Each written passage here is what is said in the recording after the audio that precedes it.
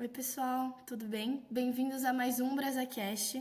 Hoje a gente recebe uma convidada que representa a potência dos sonhos e do apoio certo na hora certa. A Sara Borges, ela é de Goiânia e ela é formada em psicologia por Harvard. E ela fez história. Ela foi a primeira brasileira a receber o prêmio Sofia Freud, que é dado ao aluno com o maior GPA da turma entre os formandos, reconhecendo a excelência acadêmica dela ao longo de todos os 4 anos de graduação.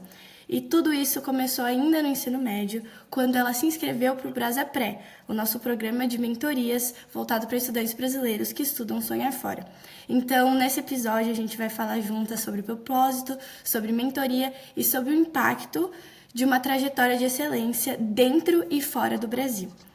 Então, Sara, queria que você contasse um pouco mais pra gente como que foi essa trajetória até chegar em Harvard. Primeiro, muito obrigada, Ana, e ao time da Brasa. Eu fiquei muito feliz com o convite. Confesso que foi uma das entrevistas que mais me animou em fazer, então, muito obrigada mesmo. É uma honra estar com vocês aqui hoje. Posso contar um pouquinho da minha trajetória, sim. Como a Ana falou, eu nasci e cresci em Goiânia, então vivi aqui praticamente minha vida inteira.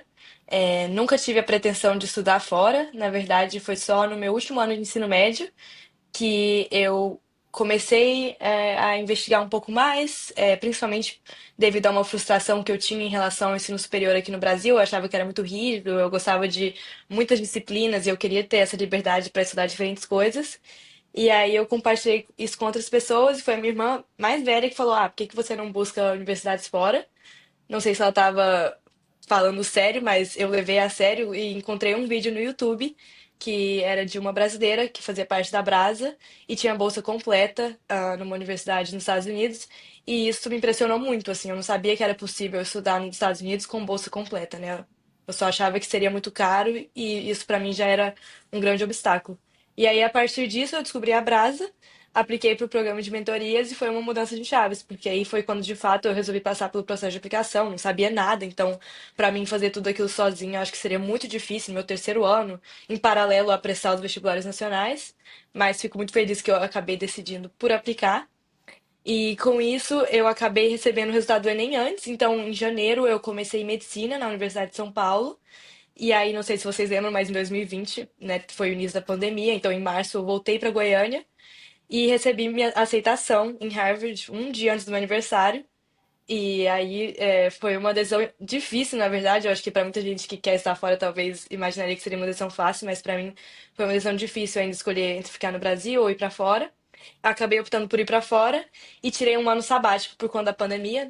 Os alunos internacionais não poderiam ir presencialmente ao campus, então tirei um ano sabático, comecei em 2021 e olho para trás e fico muito feliz, né, de ter encontrado programas, pessoas que me apoiaram e permitiram que eu vivesse tudo que eu pude viver em 4 anos. Não, com certeza. É muito legal descobrir como que você entrou em contato com a Brasa e como que isso foi um divisor de águas para você para aplicar, né? Então eu vejo que, nossa, em 2019, é tão pouco tempo atrás, mas mesmo assim a gente vê a diferença das redes sociais, de como a gente fica sabendo dessas oportunidades diferentes. Eu vejo que hoje, com certeza, o pessoal descobre muito mais a Brasa pelo Instagram, por outros tipos de iniciativas, pelas brasas locais. Então é bem legal ver que você descobriu por um vídeo no YouTube, o que hoje em dia eu imagino que não deve ser tão comum assim. Então, é muito legal que você descobriu por outra pessoa também da Rede Brasa. Eu gosto muito de fazer parte da Rede Brasa e saber o tanto de pessoas que eu consigo conhecer por conta disso. Então, eu fico muito feliz sabendo que fez tanta diferença para você. Eu queria realmente mesmo te perguntar sobre isso na época da pandemia, porque eu sou mais nova, na pandemia eu estava com 13, 14 anos, então eu estava ainda no comecinho do ensino médio, assim, e eu tenho certeza que deve ter impactado muito o pessoal que se formou mesmo na faculdade em 2019, que eu acho que foi o seu caso, né? E realmente, tanto querendo comparar isso com o vestibular e com a aplicação para fora, porque nas duas situações, como que você vai entrar na universidade aqui no Brasil, sendo que ninguém está tendo aula, ou como que você vai para fora, sendo que as fronteiras estão fechadas, você não consegue entrar. Então, como que foi isso para você? Sim, eu formei em 2019, né, no ensino médio. Meu ensino médio seguia o padrão curricular brasileiro, então acabava em dezembro. E eu, claro que ninguém esperava, né, que ia acontecer uma pandemia. Inclusive, eu tava com passagem marcada para ir para Atlanta, porque eu era finalista de uma bolsa em Emory e acabei não podendo ir. Então, para mim, assim, foi realmente uma surpresa enorme, como eu imagino que foi para muita gente, né, ter que enfrentar a pandemia ali logo num período de transição. E a minha decisão em tirar um ano sabático, eu acho que foi muito informada por eu querer realmente aproveitar tudo que eu tinha direito ali na universidade, né? Eu acho que eu que só tinha mudado de apartamento uma vez, né, quando eu fui para São Paulo, poder mudar para um outro país, eu queria ter a experiência completa. Então eu acho que faltaria muito assim se eu não tivesse lá presencialmente.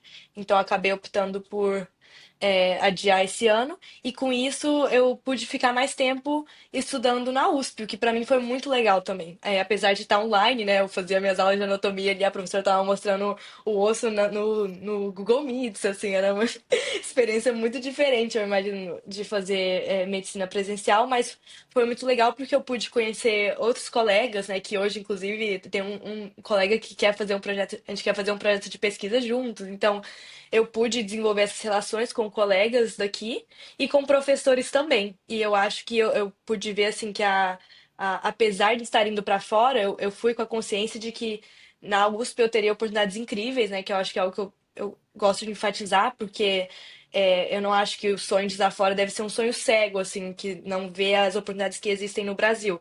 E eu vejo pela trajetória da minha irmã gêmea, eu tenho uma gêmea que continuou, a gente entrou na mesma turma para medicina, a gente estava na mesma sala, inclusive, e ela ficou porque ela não aplicou para fora, optou por ficar em São Paulo e depois ela acabou entrando num programa de doutorado e hoje ela tá em Harvard. Então meio que a gente inverteu, porque agora eu voltei, né, para Goiânia e ela tá lá fazendo parte do doutorado dela em Harvard. Então eu vejo por meio da trajetória dela que se eu tivesse ficado na USP, eu provavelmente teria acesso a oportunidades incríveis, né? Então foi muito bom ir para fora com a consciência de que no meu país também tem ciência de extrema qualidade, tem oportunidades incríveis, mas que para mim o que faria sentido naquele momento foi ir para fora. Então, nesse sentido, foi bom ter tido a pandemia para poder refletir sobre essas coisas. Não, com certeza, mas que interessante saber, né? Que você tem irmã gêmea e ela ficou aqui, como tem essas experiências diferentes, porque, não, eu concordo 100%.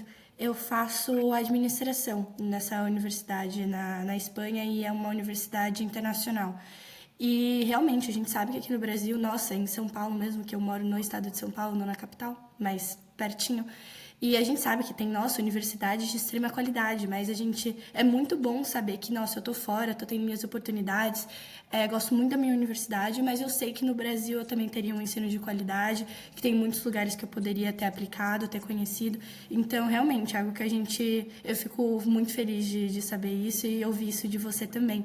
E eu queria te perguntar, porque quando você estava na USP, você estava para medicina, né? Como que foi essa mudança de ir para psicologia? Você entrou em Harvard querendo psicologia? Ou você foi explorando diferentes áreas? Como que funcionou isso?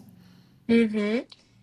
Ótima pergunta, Ana. Quando eu entrei, eu gostava muito de. Quando eu entrei na USP, eu tinha muito interesse pelo cérebro, pela neurociência.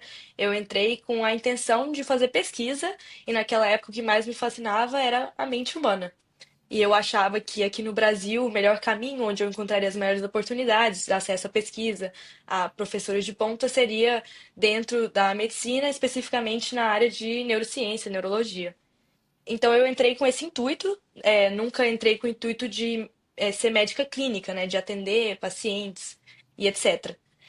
Então, quando eu apliquei para fora, e eu acho que uma distinção que vale a gente fazer aqui é que o sistema norte-americano é muito diferente do brasileiro, no sentido de que a gente não precisa escolher nosso curso definitivamente antes de entrar. Então, aqui, geralmente, o que você faz é você presta vestibular e você indica qual curso você quer fazer e você vai ser considerado só para aquele curso e toda a sua graduação vai ser naquele curso. Mas nos Estados Unidos, você aplica para para uma universidade específica e você só indica qual a sua preferência, geralmente. Eles perguntam, o que você pretende fazer? Então, naquela época, eu indiquei que eu queria fazer neurociência, que para mim era o mais próximo do tema que me interessava aqui no Brasil também.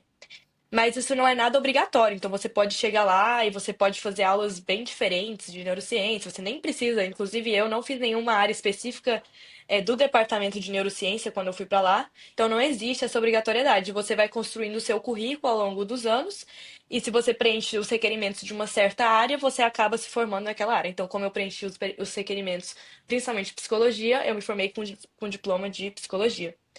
Então, eu tô dizendo isso só para explicar que a minha decisão de deixar a medicina e ir para fora não foi uma decisão baseada muito no curso em si, porque o meu intuito sempre foi fazer pesquisa. Então, como eu sabia que lá fora eu teria acesso a laboratórios de pesquisa em neurociência, em psicologia, em neurologia, psiquiatria, fora do curso de medicina, isso para mim não era um problema muito grande. E aí, outra distinção que eu acho que a gente deve ressaltar também é que lá não existe medicina a nível de graduação. Então, se você quer fazer medicina nos Estados Unidos, especificamente, você tem que passar pelo college, que seria a graduação, e aí você faz algum curso, geralmente você faz um curso dentro da área de biológicas ou até mesmo psicologia, e aí depois da graduação você aplica para a medical school, para a escola de medicina, e aí é um novo processo, enfim, eu não sei muito bem como funciona, apesar de ter amigos que passaram por ele, mas demanda provas, é quase que um processo de application, mas para a escola de medicina. E muitos alunos internacionais acabam optando por não fazer isso pela questão de bolsa, é um processo mais longo também do que fazer medicina no Brasil, né? Acaba demandando mais tempo. Então, ao ir para fora, eu sabia que eu estava abdicando do curso de medicina, mas como meu intuito sempre era fazer pesquisa, eu não achava que eu estava perdendo muito, né? Na verdade, eu estava ganhando acesso a outros laboratórios que seriam mais difíceis de acessar se eu permanecesse no Brasil. Entendi, Sara. Não, realmente tem muitas diferenças de como a universidade, o processo para ingressar na universidade, até o processo depois, entre o Brasil e os Estados Unidos, ou o Brasil e vários outros países, né? Então eu queria te perguntar, você falou que você nunca teve muito interesse em estudar fora antes do terceiro ano do ensino médio. Então, o que você já sabia sobre esse processo antes e o que a mentoria da Brasa te ajudou a entender e te ajudou a se desenvolver? Olha, Ana, eu não sabia praticamente nada, se eu for muito sincera. Assim, eu sabia o nome de pouquíssimas universidades, Harvard era uma delas, mas assim, pouquíssimas, e eu sabia que elas eram muito caras. Era só isso que eu sabia. E era por isso mesmo que eu acho que eu nunca resolvi aplicar, não era uma coisa comum na minha escola. Em Goiânia, no geral, tinha uma escola que estava começando a incentivar alunos a irem para fora. Eu conhecia só um outro aluno que já tinha ido, estudar fora. Se eu não me engano, no meu ano era só eu que estava passando pelo processo na minha escola. Então, não era assim, não fazia parte da minha realidade, como eu te falei, eu não conhecia, essas organizações. Então, eu acho que realmente não estava assim muito na minha visão de futuro até o terceiro ano. E aí, quando eu cheguei no terceiro ano, quando eu descobri a Brasa, que aí foram caindo vários mitos, assim, que acho que muita gente tem sobre estudar fora, né? Essa questão de ser caro, realmente, né? As universidades são muito caras, mas a verdade é que a maioria dos brasileiros que estuda fora, estuda pelo menos em Harvard, tem bolsa, ao menos parcial, né? Eu tive bolsa completa ao longo dos 4 anos e é inteiramente baseado em necessidade financeira. Não tem bolsa por mérito na Universidade de Harvard e em muitas Ivy Leagues, né, as universidades mais competitivas dos Estados Unidos. Então, eu acho que a Brasa, né, e conhecer um pouco mais do processo me ajudou muito a desmistificar, né, todas essas questões. Não, com certeza, é muito legal, porque realmente, quando você não tem muito contato com isso, você escuta muitas visões diferentes da mesma coisa. E eu imagino que até por você ter passado na USP, ter começado medicina, o quanto que as opiniões de pessoas diferentes devem ter vindo, de o que você deve ou não deve fazer. E com certeza, isso é muito complicado. E realmente ter essa assistência das mentorias da Brasa, imagino que deve ter te ajudado a ter isso mais claro, para conseguir tomar sua decisão de uma forma mais segura, né? Mais confiante do que você está fazendo.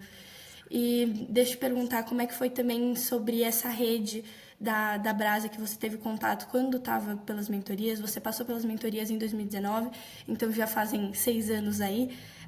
que muitos processos não estão exatamente iguais, mas a questão da rede continua algo muito forte.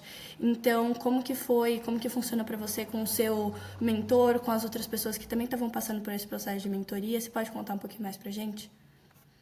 Com certeza. Eu acho que é uma parte essencial da Brasa, né? A questão de você ter uma comunidade de alunos que almejam o mesmo objetivo que você.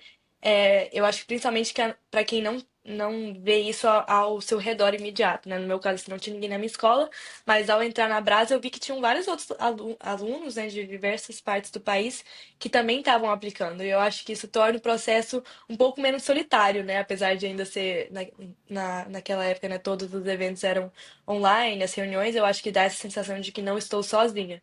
Porque eu acho que é muito importante e você acaba fazendo amigos que depois você, né? Depois já nos Estados Unidos vocês podem se encontrar. Inclusive, uma pessoa a Juliana Stadioto, que estava na minha turma da Brasa, hoje está fazendo PhD no MIT, e a gente se encontrou no meu último ano. Ela foi almoçar lá em Kirkland, que é o meu dormitório lá em Harvard. Então, assim, é uma conexão que surgiu principalmente da Brasa, né? Então, acho isso muito especial, que são pessoas e relações que você pode carregar para o resto da vida.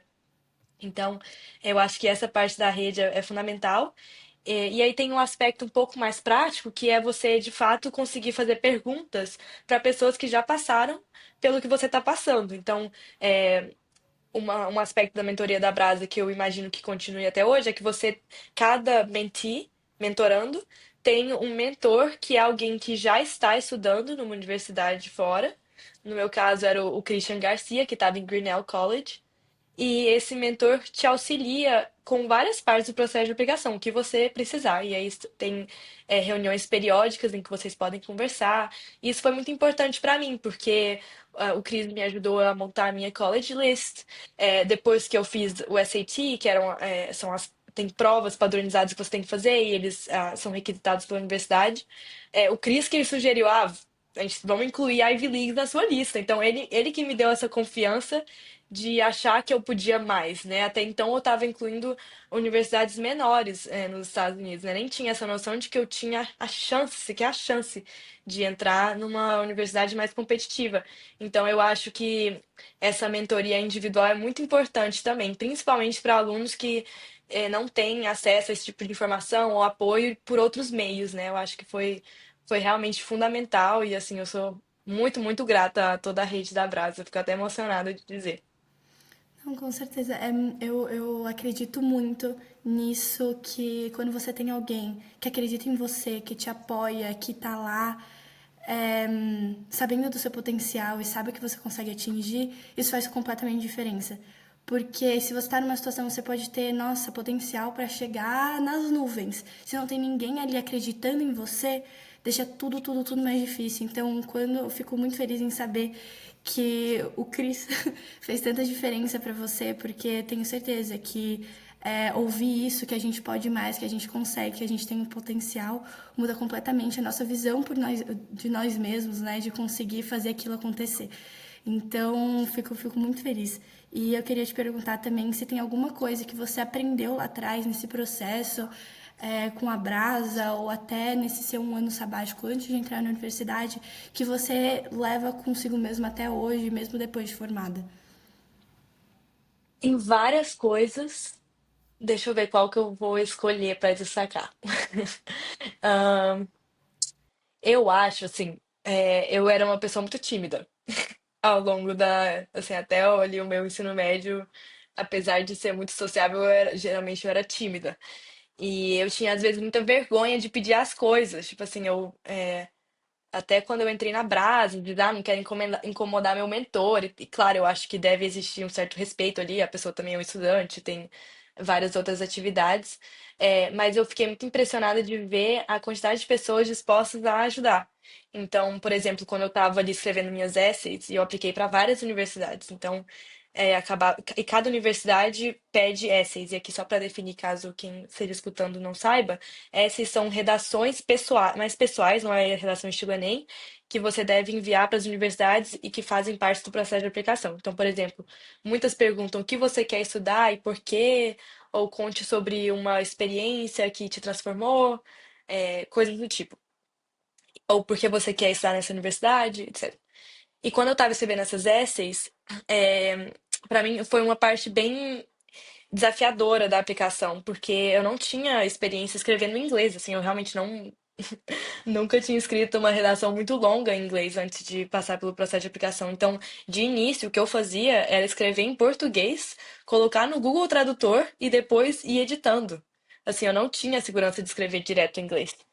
E foi ao longo do processo de aplicação que eu fui tentando aprender mais inglês e usando, né, recursos que eu também encontrava muitas vezes nos grupos de application, que eu fui melhorando e no final eu já me senti um pouco mais confortável de escrever direto em inglês. Mas o que eu achava muito importante era ter olhos revisando esses essays, né? Outras pessoas comentando e dando feedback. E claro que o Cris me ajudou muito, assim, revisando algumas das minhas essays, mas como eram muitas e já estava ali no período de férias, eu acabei buscando outras pessoas e aí eu ia lá no Facebook, porque a Brasa tinha um grupo, não sei se ainda existe o Biskill, no Facebook, que era muito útil, tinham vários recursos. Imagino que ainda tenham. E eu ia lá nesse grupo, via quem que tava lá, que já tava estudando fora, e eu mandava uma mensagem para as pessoas, tipo, você pode, por favor, revisar uma essay minha? E aí para cada uma eu mandava uma essay diferente. E aí no final, assim, tem muita gente que nem olha o Facebook, né? Eu não culpo essas pessoas, eu hoje não olho muito também. Mas teve tanta gente que viu a mensagem e revisou minhas essays, me ajudou, deu feedback, pessoas que eu nem conhecia. Então, e isso pra mim, até assim, uns meses antes, seria inimaginável perturbar uma pessoa que eu nem conheço pra pedir pra revisar uma essay. É, então eu fiquei muito impressionada com a disponibilidade das pessoas, de ajudar, e principalmente eu imagino porque muitas delas sabem o quão é difícil o processo, né? O quão pode ser difícil caso você não tenha o apoio certo. Então eu fiquei muito feliz e é algo que eu carrego até hoje, assim, essa noção de que sim, eu devo ser respeitosa e eu devo entender, né, a disponibilidade de cada pessoa, mas muita gente está disposta a ajudar. E isso me ajudou depois de diversas formas. Durante a pandemia, eu criei como se fosse um curso preparatório para alunos de escolas públicas que tiveram as aulas interrompidas devido à pandemia. E aí eu fui atrás de professores do ensino médio, eu fui atrás de uma ONG que atuava em Goiânia, e em outras cidades do Brasil, para rodar esse projeto e foi incrível. Assim, eu com certeza não teria conseguido fazer aquilo sozinha, mas foi pedindo de pessoa a pessoa que a gente fez acontecer. E aí depois aconteceram mais outras 3 edições do projeto. Então eu vi assim que vale a pena às vezes você não incomodar, mas sair da sua zona de conforto e fazer um pedido para uma outra pessoa que talvez possa ajudar não só você, mas aos outros, né? Então eu perdi um pouco dessa vergonha, dessa timidez e eu fico muito feliz, assim, eu acho que é uma das coisas que mais fizeram diferença na minha trajetória, principalmente na parte de liderança e envolvimento em iniciativas. Não, nossa, que legal. Eu concordo 100%, é realmente.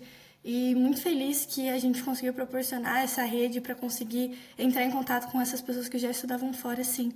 Porque, com certeza, eu acho que todo mundo que estuda fora, que já aplicou para fora, que ainda está fora, sabe sobre as dificuldades que a gente passa, sobre essas situações de se sentir às vezes sozinho num ambiente que as pessoas em volta de você acham que estar aplicando para fora é doideira, é impossível, nunca vai acontecer, nunca vai dar certo, é caro demais. Então, entrar em contato com pessoas que estão passando por situações parecidas com você, que já passaram, que entendem e que sabem que conseguem te ajudar, com certeza é algo que faz total diferença. Então, que legal entrar em contato com essas pessoas, que legal que te responderam e estavam ali para te ajudar e falaram tipo assim, nossa, não, tá bom, deixa eu te ajudar, deixa eu entender. E mesmo você dando a cara a tapa, se colocando lá, saindo da sua zona de conforto e mesmo sem saber 100% como escrever a redação em inglês, falou, tá bom, eu vou tentar colocar no Google Tradutor, vou dar uma melhorada, dar uma mexida. Hoje em dia a gente tem o chat GPT, o tanto de gente que não deve estar colocando pro chat GPT traduzir hoje em dia, se bobear. Então, usar os recursos que você tem em volta de você e realmente fazer aquilo dar certo. E deu, né? A gente tem a prova viva aqui que deu certo.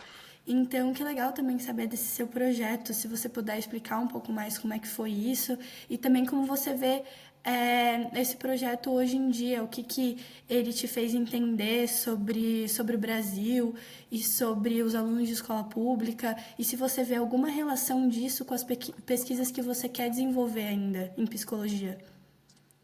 Nossa, essa é uma conexão bem legal, Ana. Esse projeto foi muito importante para mim porque eu acho que foi uma das primeiras experiências que eu tive é, fazendo um projeto dessa escala, né? Era um projeto nacional. Era de início a gente tinha planejado para atender alunos de escolas públicas de Goiânia que tiveram suas aulas interrompidas pela pandemia. E aí a gente selecionou os tópicos que mais caíam no Enem. Eu tinha acabado de fazer a prova, então assim, se já tinha sido tão difícil para mim o processo tendo aulas presenciais, eu só imaginava se eu não tivesse aula nenhuma, né, para me preparar para a prova. Então, saiu muito dessa motivação. E aí a gente reuniu aí vários professores e alunos de graduação também para servirem como tutores. E a gente tinha aula de aulas, né, durante o período da manhã, a gente montou um cronograma ali, e também sessões de tutorias em que os tutores respondiam dúvidas de questões que a gente montou um simuladinho assim de prática. E foi muito legal porque conectou pessoas do Brasil inteiro, né? Professores que já tinham me dado aula, e me deu uma sensação de que eu estava fazendo algo significativo, mesmo que pequeno, ali durante a pandemia, né? Que foi um período muito difícil, assim, acho que para muitos de nós, né? Então, foi muito especial e eu senti um verdadeiro propósito naquilo, né? Sempre gostei muito de educação, tinha me envolvido em outros projetos, mas não nesse escopo. E com isso eu também acabei desenvolvendo um apreço, mas também uma vontade de fazer, me envolver em outros projetos durante a graduação. Então você perguntou como que isso acabou me influenciando depois.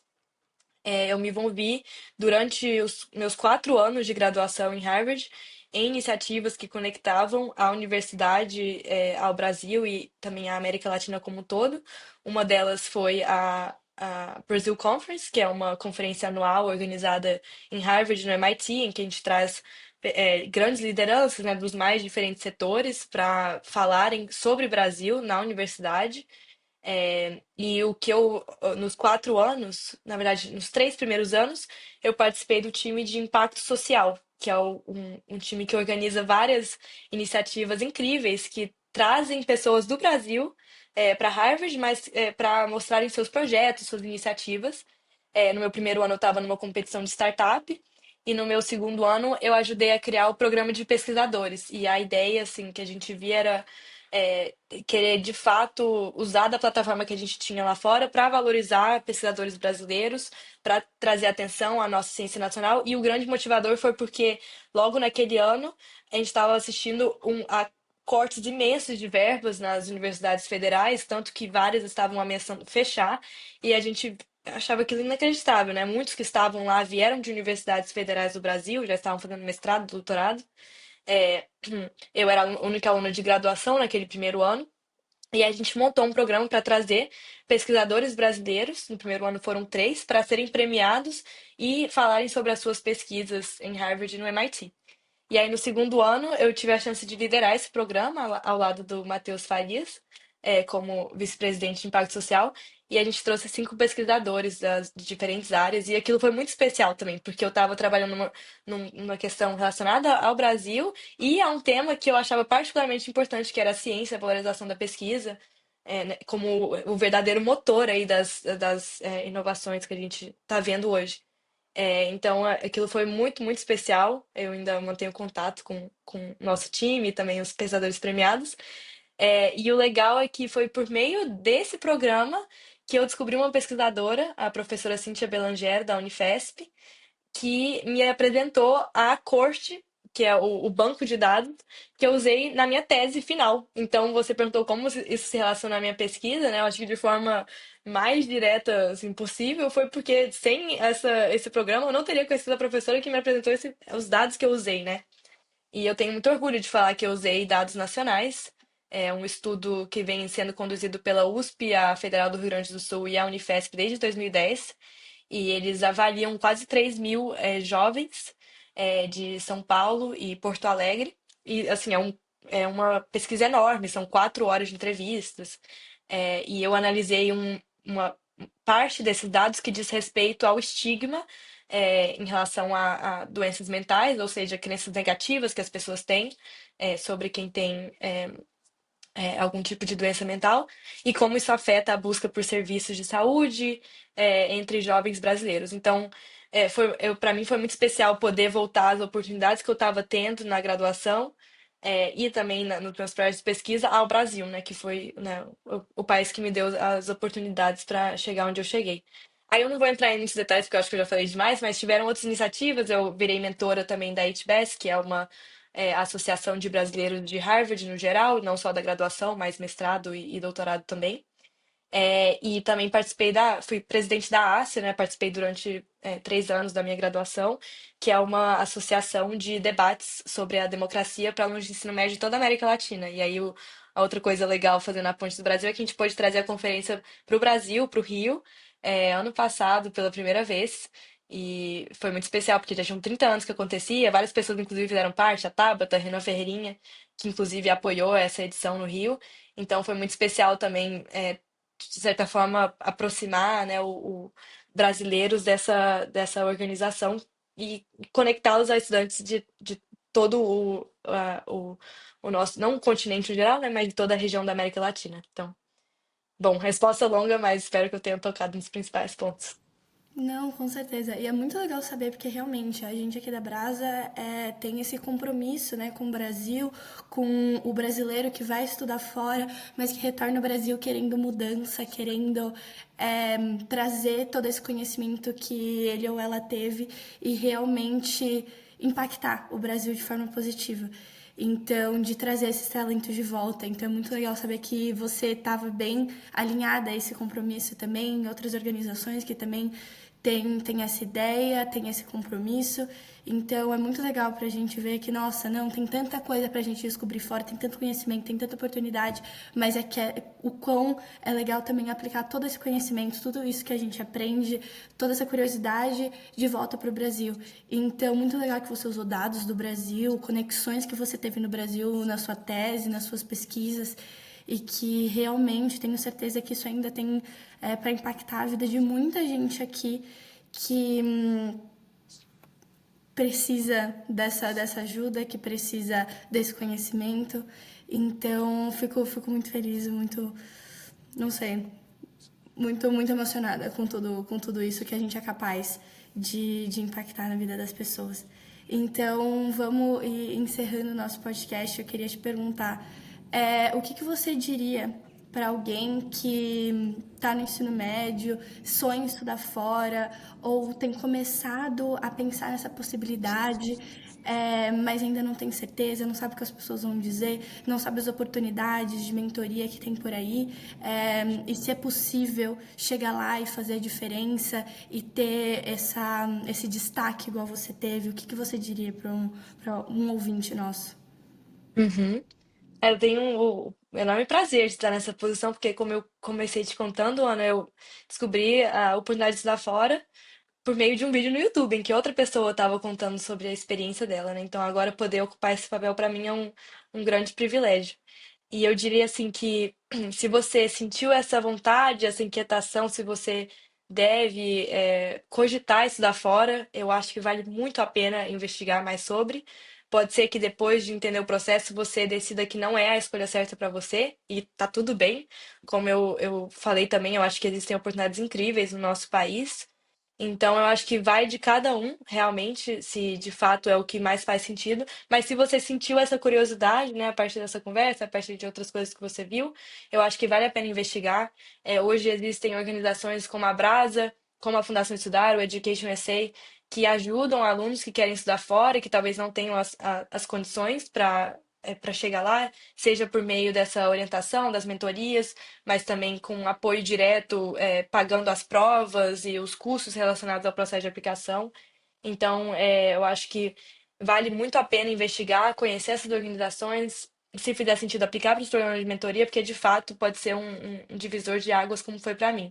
E aí eu incentivaria vocês também a não se sentirem tímidos ou envergonhados, ou se sentirem fazerem mesmo assim, como eu mesma, né, me senti, mas resolvi, como a Ana falou, dar tapas a caras ali e tentar. É, Acho que vale muito a pena e depois vocês vão coletar os frutos de tudo isso. E eu acho que também a trajetória de cada um é diferente. Então pode ser que você chegue lá fora e veja que o que faz sentido para você é focar num tema específico da engenharia aeroespacial que não tem nada a ver com o Brasil. E tá tudo bem também. Eu acho que assim, a história de cada um é diferente. Para mim ali, as iniciativas que eu tive acesso e o meu tema de tese fez sentido casar isso com o Brasil e eu senti essa responsabilidade, mas pode ser que para outra pessoa o melhor que ela possa fazer para o nosso país é se tornar o melhor pesquisador em engenharia aeroespacial e trazer o primeiro Nobel para o Brasil. Isso eu tenho certeza que vai ser um mérito enorme, que vai incentivar outras pessoas. Então, eu incentivo, vocês também a refletirem sobre o que vocês querem fazer e não sintam também que tem que ter tudo decidido no último ano de ensino médio. Eu troquei muito ao longo do caminho, não tinha tudo resolvido. Até hoje eu continuo pensando assim, qual é de verdade o melhor tema que eu posso pesquisar, que mais vai ajudar outras pessoas. Então, é um processo em constante construção e só de vocês se dispuserem, né, a tentar refletir sobre isso e passar por esse processo que, né, depende muito de autoconhecimento, eu acho que vai valer muito a pena. Eu pensava assim que mesmo se eu não tivesse passado em nenhuma universidade, teria valido a pena pelo autoconhecimento que gerou ao longo do processo.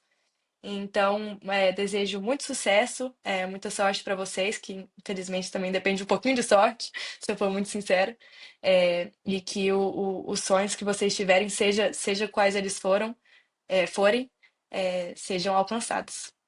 Obrigada, viu, Ana, pela oportunidade. Sara, muito, muito, muito obrigada por compartilhar um pouco mais dessa história, dos seus aprendizados e dessa visão sua inspiradora de excelência com esse seu propósito dentro da pesquisa. E para todo mundo que ouviu a gente até aqui, as pré-inscrições para o Brasa Pré estão abertas. Então, se você já está no ensino médio, você sonha em estudar fora, essa é a sua porta de entrada. A pré-inscrição ela é gratuita, ela é rápida e ela mostra que você quer dar o primeiro passo para começar as mentorias. O link está na nossa bio do Instagram, está aqui na descrição. E preenche agora e vem ser parte da Brasa com a gente. E a gente se vê no próximo BrasaCast. Obrigada, pessoal. Obrigada.